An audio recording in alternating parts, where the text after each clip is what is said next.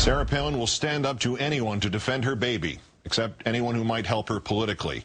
After calling for White House Chief of Staff Rahm Emanuel to be fired for using a phrase behind closed doors, which she calls heartbreaking to special needs kids and their families, she is refusing to call for the same measures against Republicans who use that word or variations on it, even on national radio or TV. This weekend, she will be campaigning for a man whose top campaign aide has used that word repeatedly directly to journalists. But first, tonight's new developments after the Plumline blog called Palin's attention to the fact that Orly Tate's Limbugh, too, used the word, glorified in it. While referring to the Emanuel story, Palin's spokeswoman issued a statement that did not call for Limbugh to be fired or even apologize, and if you read it carefully, does not, in fact, criticize Limbugh at all. Quote, Governor Palin believes crude and demeaning name-calling at the expense of others is disrespectful, and yet never has the integrity to stand up for her son and say that Limbugh, just like Emanuel, actually did this.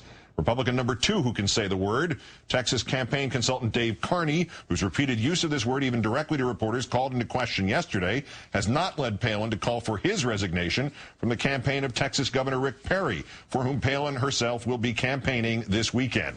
And Republican number 3, you can use the word, not once like Emanuel's, not privately like Emanuel, but repeatedly on national television, on national radio, laughing about it, and it's perfectly fine with Sarah Palin. That would be Fox News host Glenn Beck, whose uses of the word were literally too numerous for us to present in their entirety in our time allotted tonight, but to whom Ms. Palin gave a lengthy interview just last month after a year of Beckian commentary that included the following.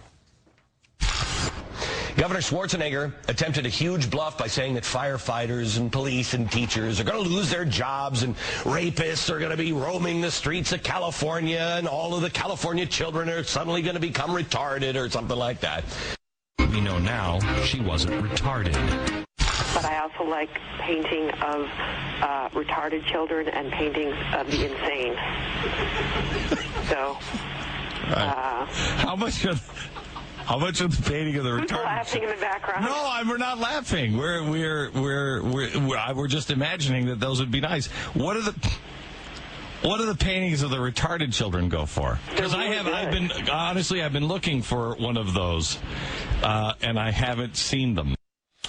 Any segue being out of the question, let's just turn to MSNBC's political analyst Richard Wolffe, also the author of Renegade: The Making of a President. Richard, good evening. Good evening, Keith. All right, correct me on this if I'm mistaken, but in Palin's statement, she basically said calling people that is not acceptable, but she did not actually say she thought Limbugh had done that and therefore would have fallen into the unacceptable category. Am I more or less correct here? Yeah, more or less correct. I mean, what would have been consistent, and not that consistency has always been Sarah Palin's strong point, what would have been consistent would have been maybe a Facebook entry along the lines of what she wrote about Rahm Emanuel. Are you capable of decency, Rush Limbaugh or Glenn Beck? I'll leave you to answer that one.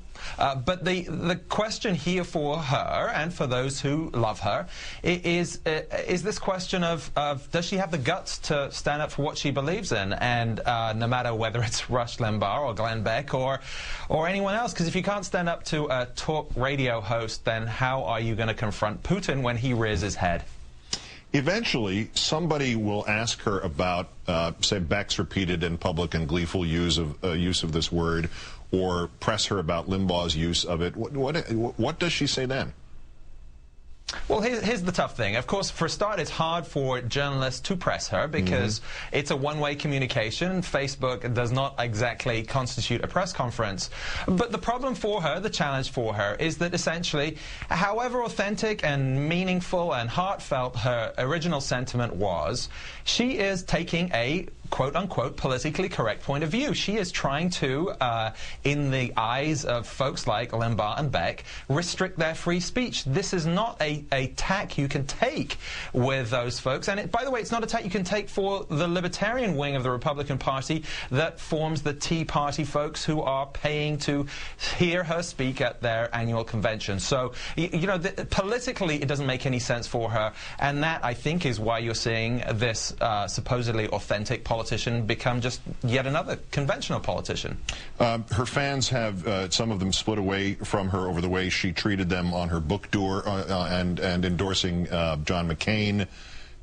Somebody will hear eventually that she's been giving money politically to Lindsey Graham, who is the bane of the Tea Party, and now here she is once again, using her child to try to beat up the White House when it's clear that she doesn't care when her political buddies and her Fox colleagues are far more guilty of the same offense. Is there a point, is there a tipping point in terms of doing damage with those who have supported her in the past?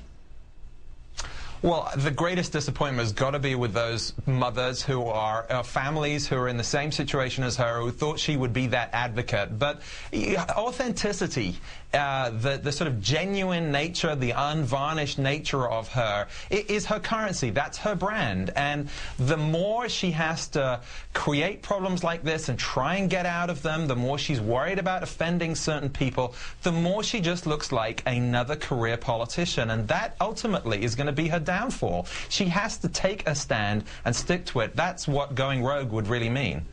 Richard Wolffe of MSNBC, author of Renegade, as always, our great thanks, Richard. Thank you, Keith.